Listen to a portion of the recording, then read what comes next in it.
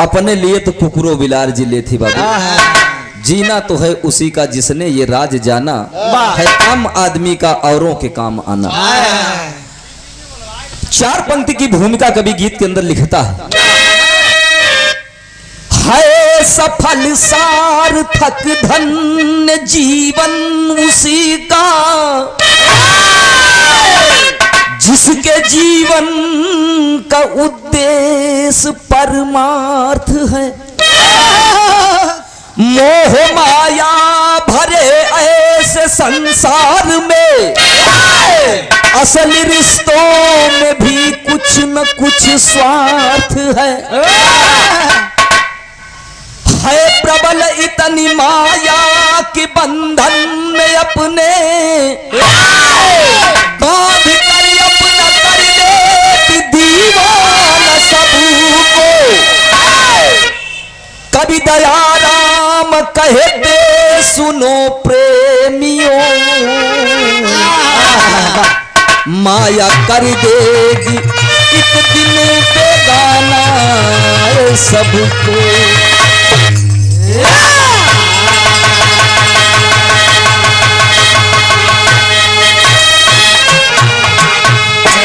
एक लाइन विरह में भाव है, कैसे भैया?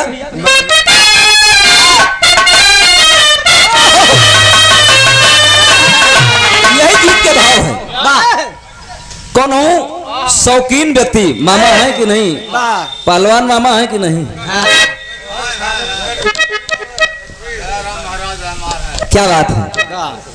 एक लाइन, हाँ वही वही भैया कि आज आपे वाली चीज ये भाव है कि आज दावत है आज पीने दावत है चांद पर हम पिए।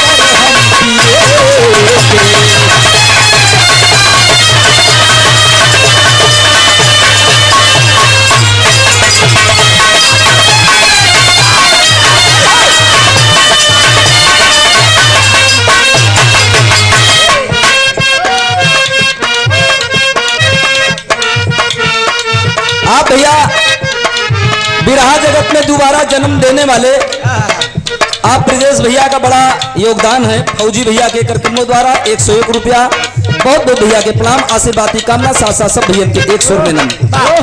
आज पीने की दावत है यारों, चांद पर बैठ कर हम पिएंगे।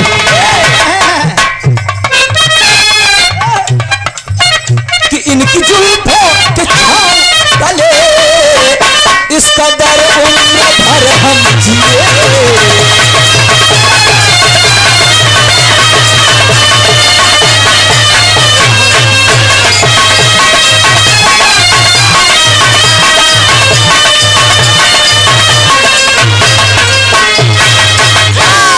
लेकिन गीत के अंदर भाव कैसे भैया? गौर करेंगे कि बात मानो न मानो हमारी, बात मानो न मानो हमारी, स्वार्थ में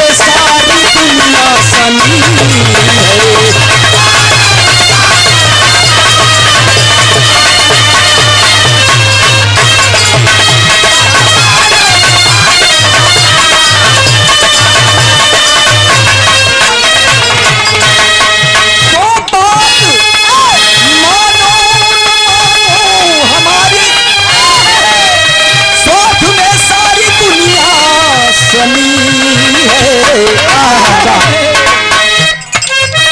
देख लो खोल कर आंखें यार, मोह माया में दुनिया बनी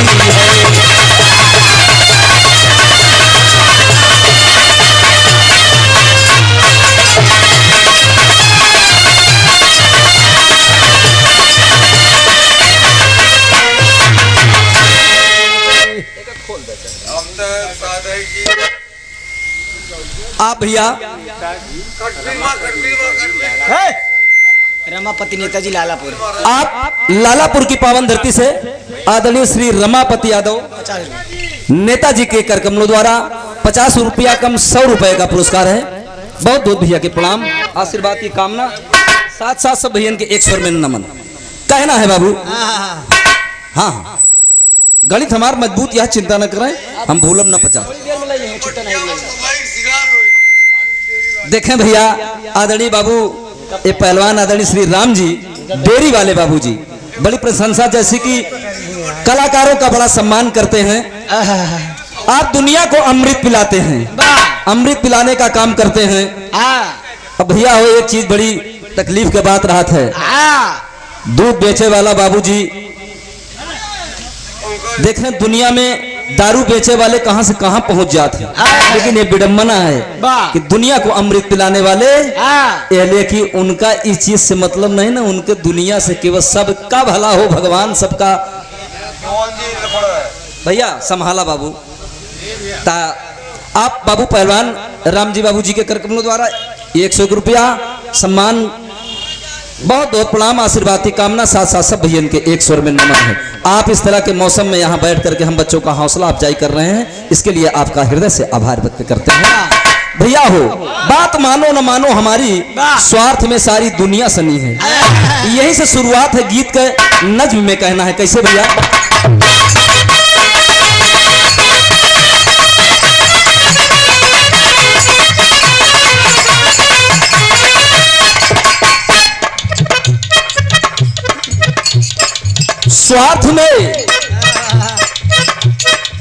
स्वार्थ में विभीषण का राम जी से मेल हुआ,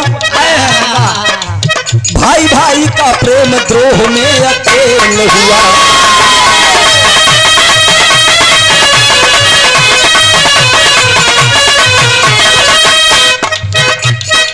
स्वार्थ के कारण ही सुग्रीव बने सहयोगी, स्वार्थ के कारण ही सुग्रीव बने सहयोगी, तभी तो राम द्वारा बाली पर विजय होगी।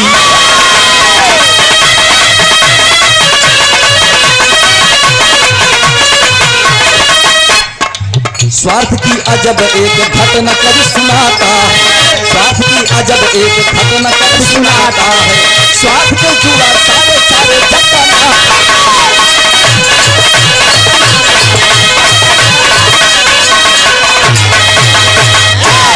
भैया हो ये स्वार्थ शब्द ऐसा है, लेकिन गौर करने की बात है, कहानी यही से शुरुआत है। हर व्यक्ति का एक दूसरे से कोई न कोई स्वार्थ जुड़ा हुआ है। भाव कवि जी बड़ा सुंदर लिखत हैं, राम भी दोस्ती करते हैं, सुग्रीव दोस्ती करते हैं, भाई भाई के प्रेम में दीवार बनना, उसके पीछे भी एक स्वार्थ था। गौर करने की बात है, एक लाइन बिरहा में बड़ा सुंदर भाव कवि जी लिख रहे हैं, कैसे भैया।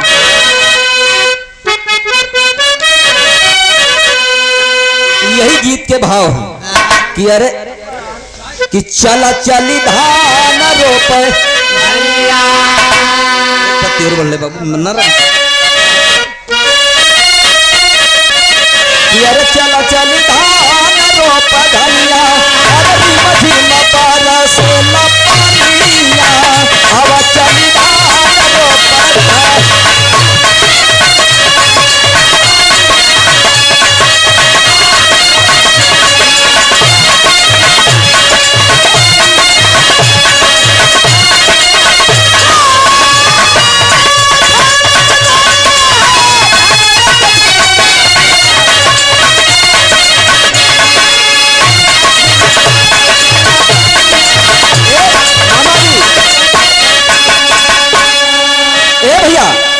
देखें डिस्टर्ब ना हो भैया हो, कहना बा यही का बुल्लू चाचा बड़े प्रेम से गामाई, ई माटी का गीत हो बाबू। अरे जगतिया में कोई नहीं अपना, अरे जगतिया में कोई नहीं अपना, अरे पनले के सारा पहनाई हो जगतिया में।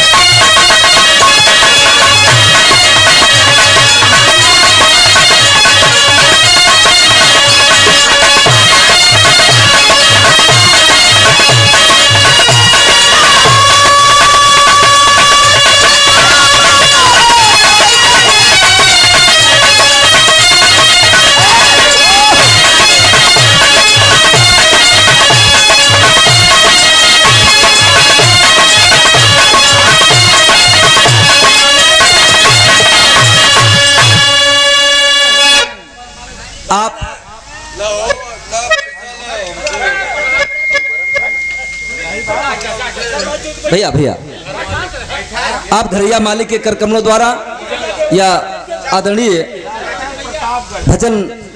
भजन लाल यादव बाबूजी के कर कमलों द्वारा, मामा जी कर कमलों द्वारा 101 रुपया बहुत बहुत प्रणाम आशीर्वाद की कामना है। साथ साथ सब भैया के एक स्वर में नमन है। अरे हटावा बकबकात है यार ये लोग। भैया शांति बना ले। बैठा बोला जी हो बोला बैठा रहे।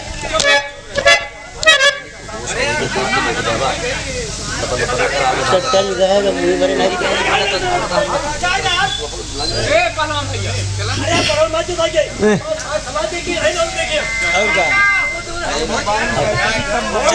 अरे बनल कसार बहनोई हो जगतिया में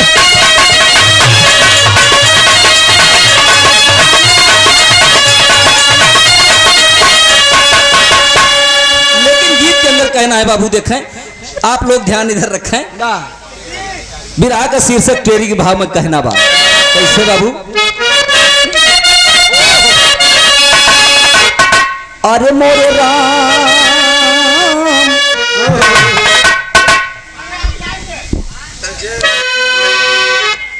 अरे मोरे राम कि स्वार्थ के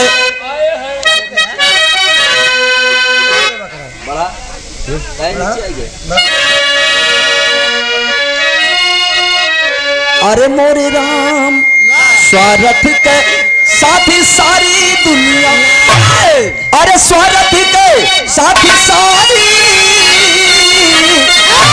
हो स्वार्थ के साथी सारी दुनिया, अरे झूठा जग का रिश्ता झूठी दुनिया दारी, स्वार्थ के साथी सारी दुनिया।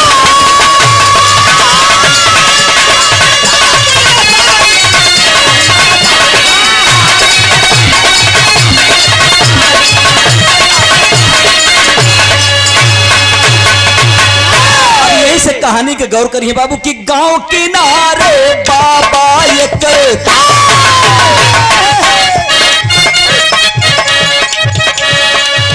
रोज उपदेश सुनावत है,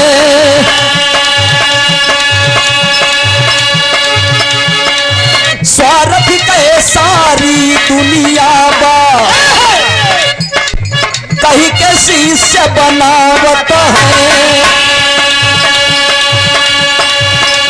गाँव के एक युवक अपनी पत्नी से बोला है, अरे सत्य बता क्या तेरा संग केवल स्वार्थ का चोला है।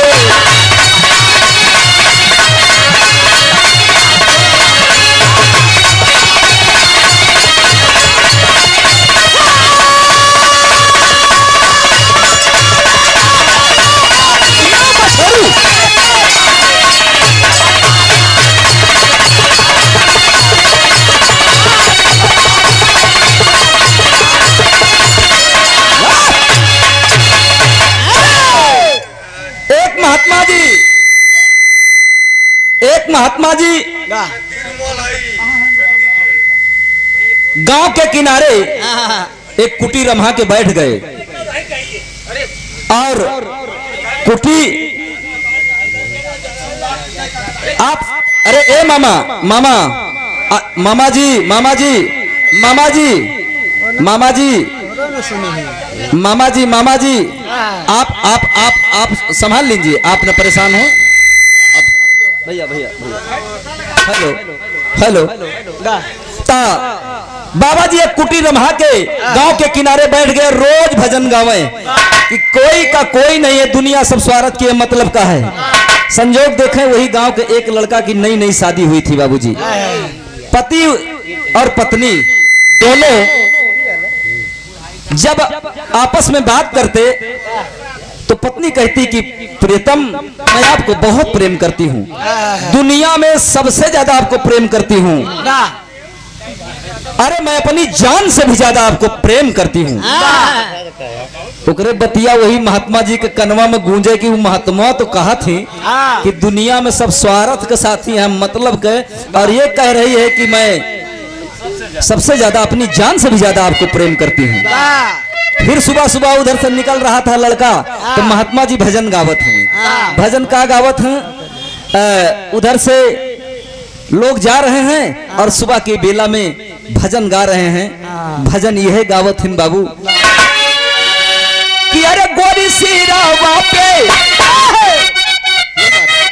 वो गोरी सिरावा पे गागारी उठाई के और चली शरमाई के चली शरमाई के ना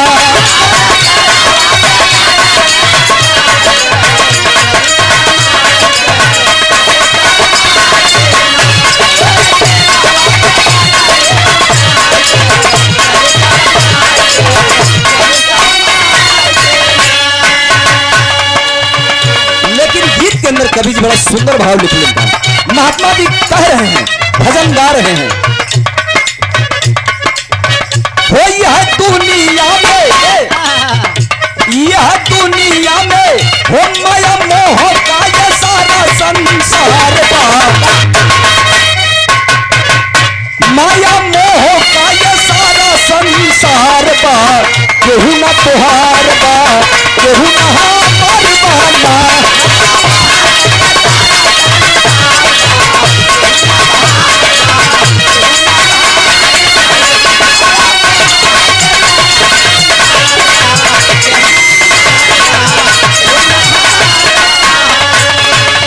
सिटी बंद कर ला यार भैया, सीटी बंद करा पहले। सिटी बंद करा। कहाँ गए भैया? सिटी बना ला बाबू। भैया हो स्वार्थ के ही संग जगत में स्वार्थ के सब होती,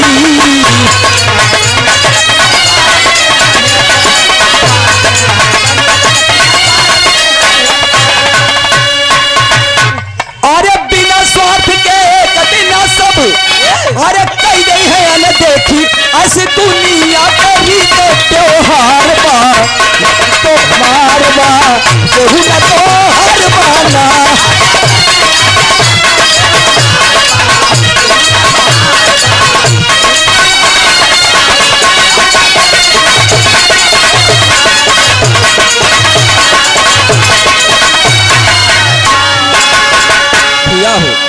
गौर करने की बात है। महात्मा जी के पास वो लड़का पहुंच गया। महाराज आप कहा था कि दुनिया में सब मतलब के साथी हैं, हमार नई नवेली अर्धांगिनी वो कहती है कि प्राण प्रिय मैं आपको अपनी जान से भी ज्यादा प्रेम करती हूँ। आखिर रहस्य क्या है? आपकी बात सही है या उसकी बात सही है?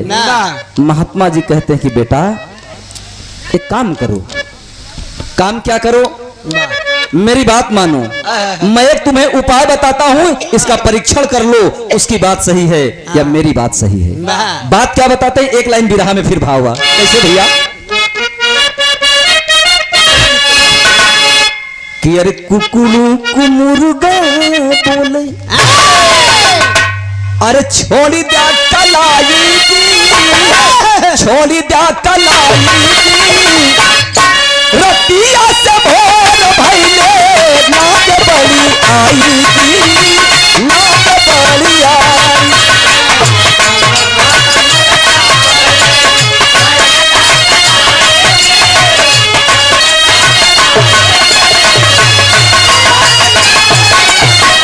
नाच बड़ी आई दी, नाच बड़ी आई। लेकिन बाबा जी कह रहे हैं बतिया हमार माना,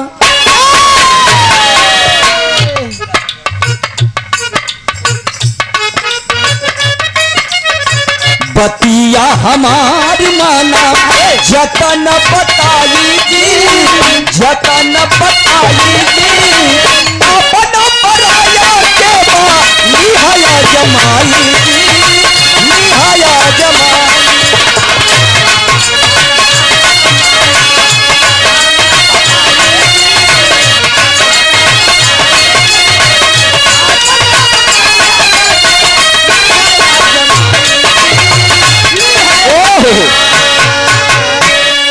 एक उपाय मैं बता रहा हूं बेटा, जाओ और इस उपाय को आजमा के देखना कि वास्तव में कौन अपना है और कौन है।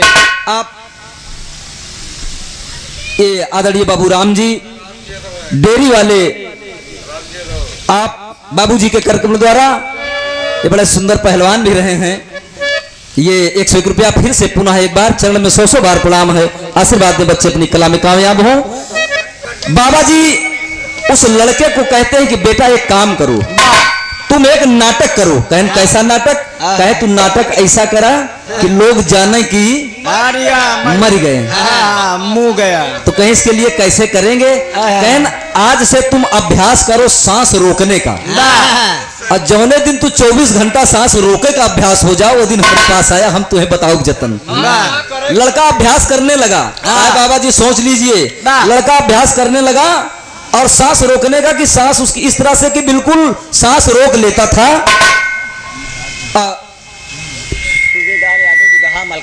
मलखानपुर की पावन धरती से आदरणीय बाबू सूबेदार यादव दुधा, ये उस्ताद बाबा दीन के पावन सरजमी से 51 रुपया बहुत बहुत प्रणाम आशीर्वाद की कामना है। साथ साथ सब भैया के एक स्वर में नमन है। भैया हो, जब वो ये अभ्यास करके बाबा जी के पास लड़का पहुंचा तो कहे बाबा जी अब बतावा, कहे अब आप घर जाया तो एक काम करे, क्या काम करे? अंतरा में कहना बा, ओहो अरे रतिया भी तैया भर है, अरे निकरन की रतिया और जगाए न जागा केतनो जगावे दुल्हनिया।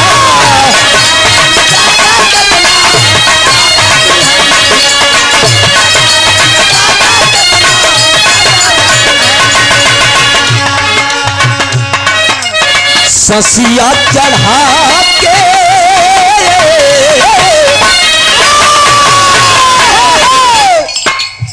ससिया चढ़ा के लिहा नकल बनाईगी, नकल बनाईगी, आपन पढ़ाया देवा लिहाया जमाईगी, लिहाया जमाई।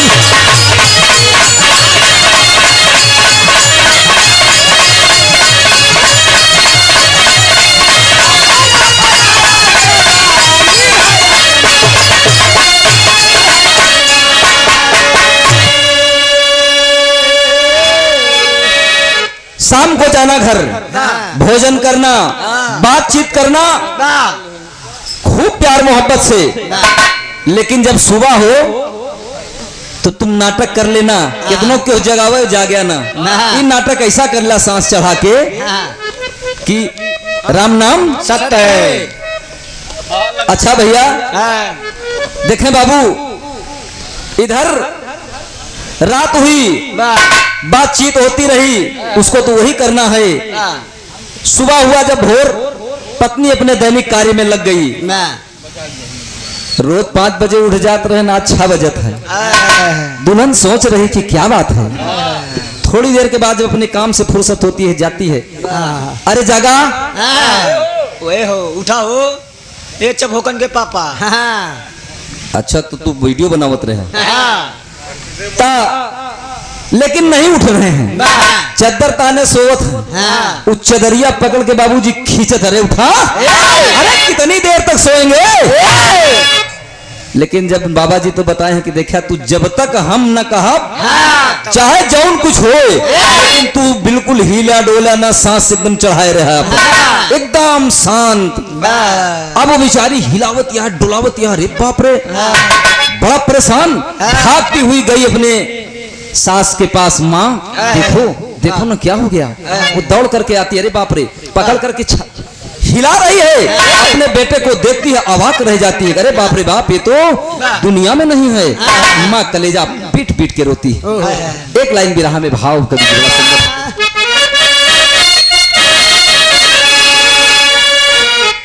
कि अरे गोरी माना गुना गुनवा अपने बनवा बात छोरी, गोरी माना गुना गुनवा।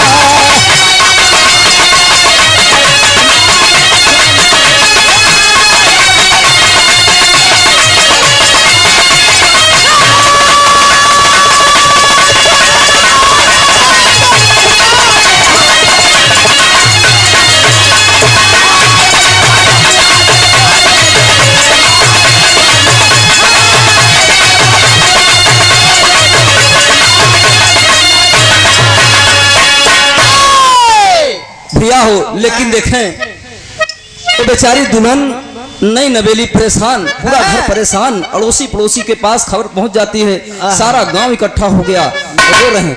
अरे अंगनवा में रोवेली गोरी, अरे अंगनवा में रोवेली गोरी, चांद बिना पीवल चकोरी, अंगनवा में रोवेली गोरी।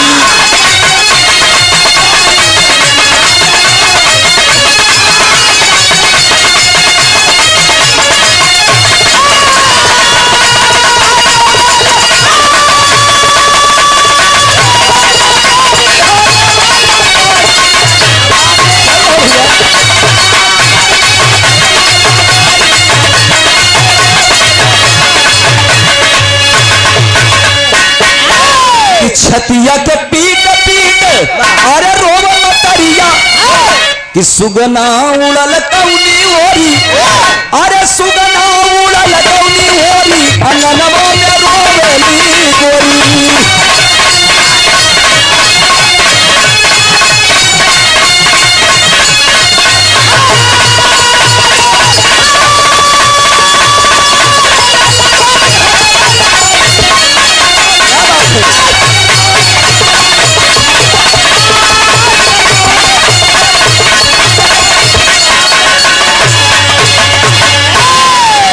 भैया हो मातम छा गया। यही लोग सुनत हुए कि अरे बाप रे फलाने के बेटवा का हो गया हो। सारे लोग जाकर के इकट्ठा दरवाजे पर ए बाबू सांत्वना देते हैं, रो मत भैया, जो भी संसार में आया है उसे एक दिन जाना है, रो मत। सारे लोग सांत्वना दे रहे हैं, ढांढस बधा रहे हैं। लेकिन देखें तैयारी होने लगी, अब आगे की सोचो बाबू, रोने से काम नहीं चलेगा। सारा गांव शोक में डूबा हुआ है। सभी लोग कह रहे हैं अरे यार फलाने के बेटवा बड़ा नीक रहा, जहां मिलत रहा बेचारा, अरे बाप रे बाप, बड़ा प्रेम से। जैसे देखें बहन काका कहन नहीं पहलवान जी का, ये राम जी भैया के, कि जहां अगर दुकान पर अगर देख ले तो बिना कुछ खवाए जाए नहीं देते। ये आपकी चर्चा, आपका गुणगान अब केवल यही नहीं, पता नहीं कहां तक होता रहेगा। और ऐसे पुरुष, ऐसे महापुरुष दुनिया में नहीं भी रहेंगे, दुनिया में नहीं भी रहेंगे तब भी वो अमर रहेंगे। नाम बाबूजी अमर होता है, इसलिए सारे लोग परेशान हैं। लेकिन सब लोग इकट्ठा होकर कह रहे हैं कि ना रोइए मत, इनको ले चलो बाबू, अंतिम संस्कार के लिए तैयारी होती है। और जब तैयारी होती है, लड़का भी मरा नहीं है, जीवित है, नकल किया हुआ है। कहना है पापड़ भाव में,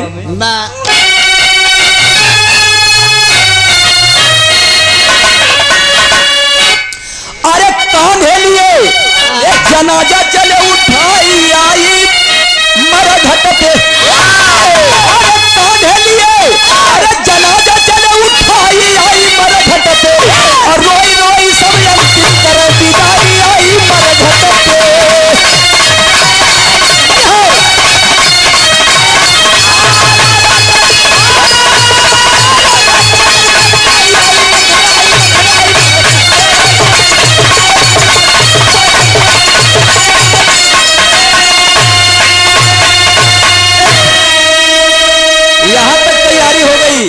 लेकर के कुल्हाड़ी हरियर कोठी पहुंच गए, बांस हरियर हरियर काटे बाबू बना करके बढ़िया ठठरी, और उस लड़के को उसी पर लिटा गए। सोचे थे बेचारा के अरे यार महात्मा जी आवे कि ना आवे, तो बाबू हमारा आज की तैयारी करता है। बांध करके और घाट के पहुंच गए। जब बरघट पर पहुंच गए तो सारे लोग चिता को बना रहे हैं, चिता को बना रहे हैं। मन मलिन मुखमंडल होके चुन चुन चिता सजाई हो, अरे बाप रे बाप, मन मलिन मुखमंडल लेके चुन चुन चिता सजाई हो, मुखाग्नि देने बाबू जब आगे कदम बढ़ाई हो। लेकर के मुखाग्नि जब चिता में, तब लड़का सोचने लगा कि अरे यार नकली बाबा तो नहीं रहा, नहका जान जावा चाहत है, और महात्मा जी के पता नहीं बा। लेकिन देखें अरे तबले दिहले, अरे तबले दिहले बाबा ये लख जगाई आई मरघट पे, ठहरो ठहरो बड़े जोर चिल्लाई आई।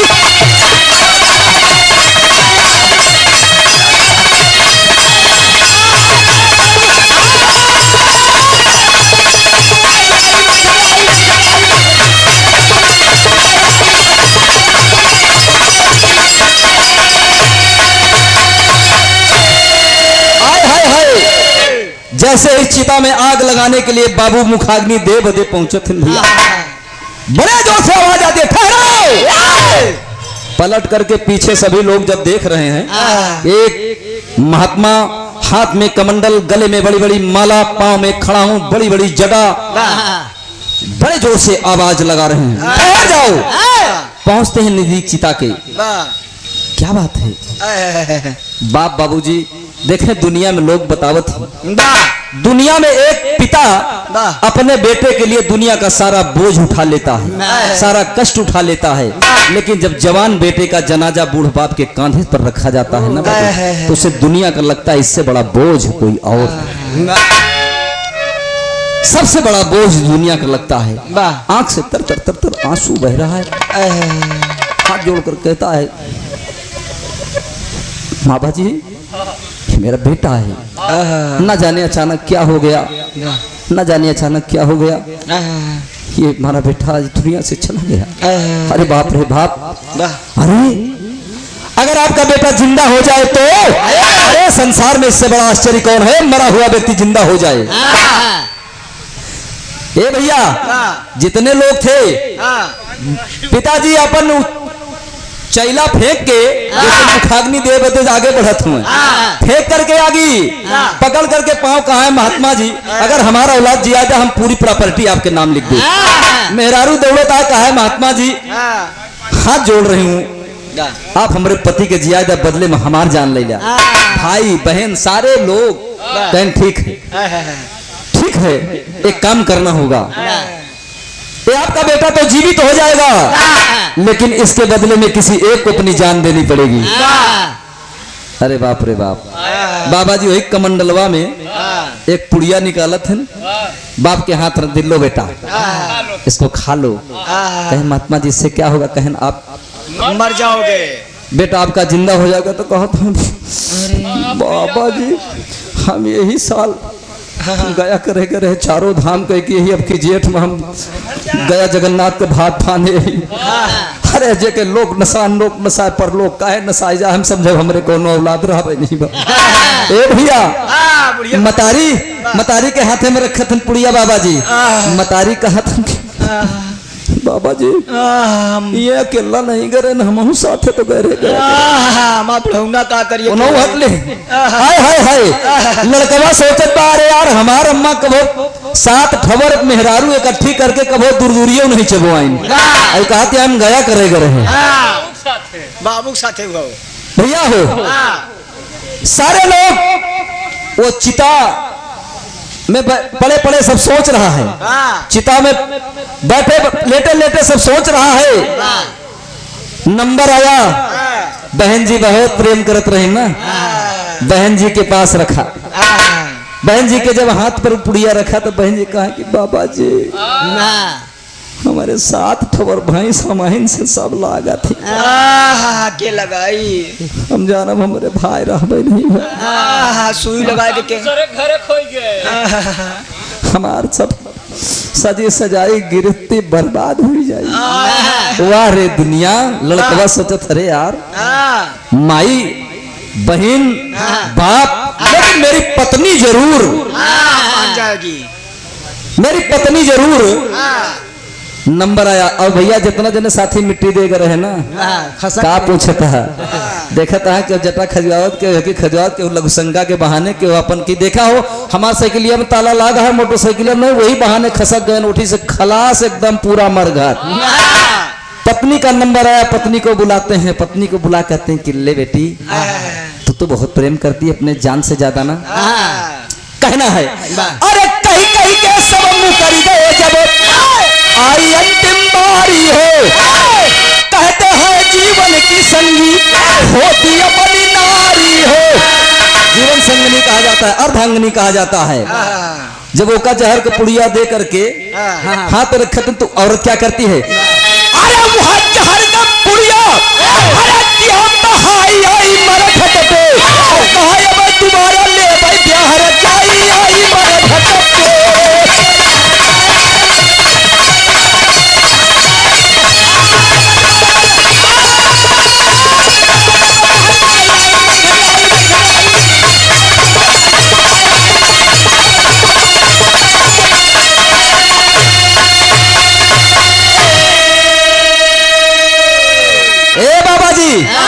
अरे गधरा हूँ, चार चार के देले का महतारी दूसर कर लेती आवे तो हमार थौनो नहीं आए बा।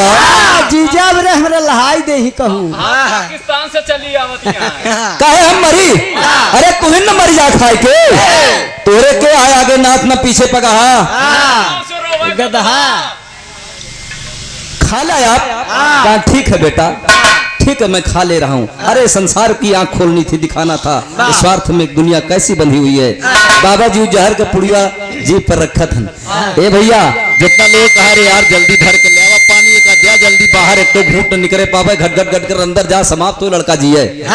लेकिन देखें बाहर दुनिया, बाबा जी उस जहर को पी गए बाबू, पी करके और आखिरी अंतिम भाव में कहते क्या है?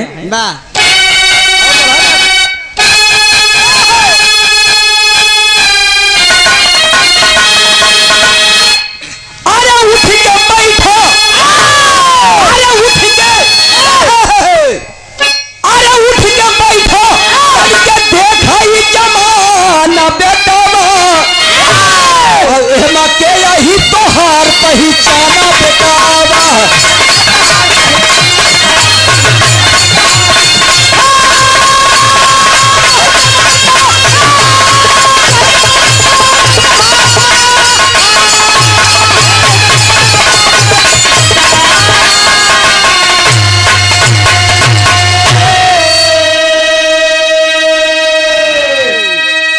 आदरणीय बाबा यादव आप श्री गुरु बाबा दीन महाराज के बंद करे यार बजाला बाबू। फौजी भैया भैया भैया देख ले बाबू, बस आखिरी है।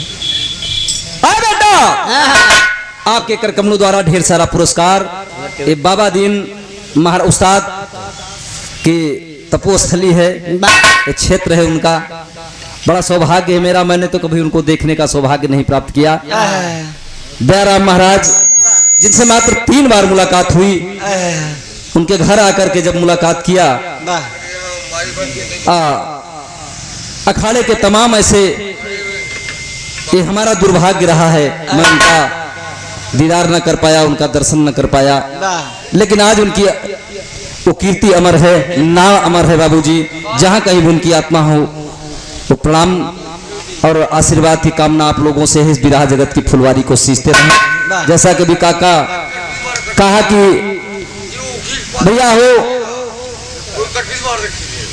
हो ये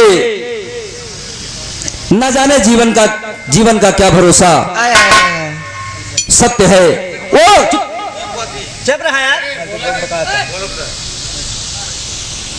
माइक दे बोल बया, शांत रहा। यही मेरे कहा जाता ना कि शराब से खराब चीज देखी न दुनिया में, क्रोध को बढ़ाती सो बुद्धि बिगड़ जाती है। ईश्वर से प्रीत जाए जग से प्रतीत जाए, मद्यपान करो सो मर्यादा बिगड़ जाती है। ध्यानियों का ध्यान जाए धन जाए धर्म जाए, अधर्म को नशा के तीनों लोक को नसाती है। लहरी आज देखो आर्यावर्त जन्म लिया, भारत मां नारियों पे आंसू बहाती है। तुम्हारी इज्जत करता है लोग, चूतिया की तरह बैठे। अब ना बोला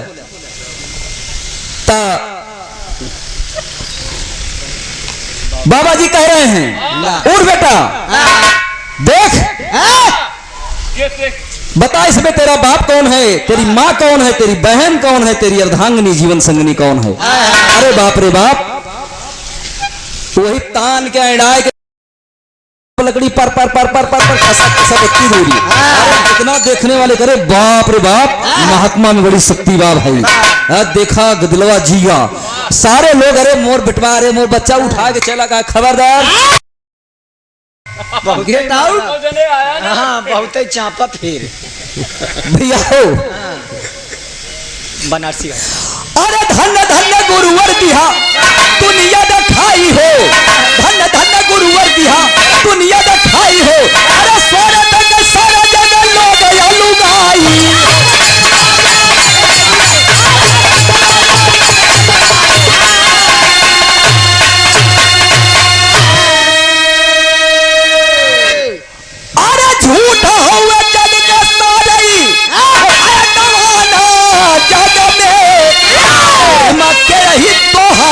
पहचाना जगह